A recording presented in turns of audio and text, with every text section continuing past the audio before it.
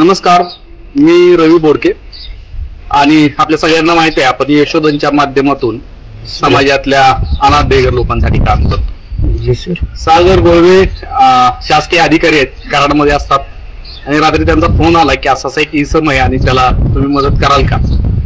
आणि आज सागर दादाच या इसमाला कराडमधून या ठिकाणी घेऊन आलेत। तुम्ही एकदा सागरदा आणि गोसावी साहेब जे घेऊन आले तिथपर्यंत यांचे सगळ्यांचे आभार।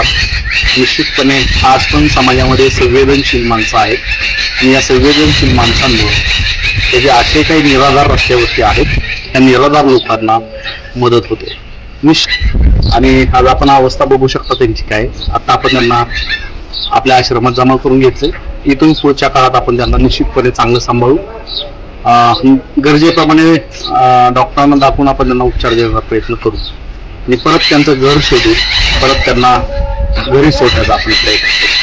निश्चितपणे प्रत्येकाला जगण्याचा अधिकार आहे आणि तो जगण्याचा अधिकार आपण मिळवून देतो। याला आता सध्या आपण खूप चांगलं स्वच्छ केलंय आणि परत माणसांच्यात आणलाय।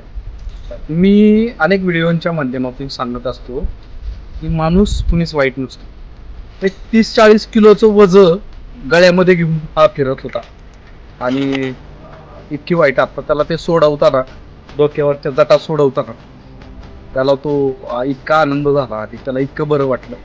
त्याला सगळं गळ्यातलं 20-25-30 किलो जे काय होतं ते सगळं आता काढून टाकलंय, तर त्याला परत आणलंय आणि आता परत त्याचा एक खूप चांगला सुखाचा प्रवास आपल्या यशोधनबद्दल, यशोधनच्या बरोबरीनं आता सुरुवात करू।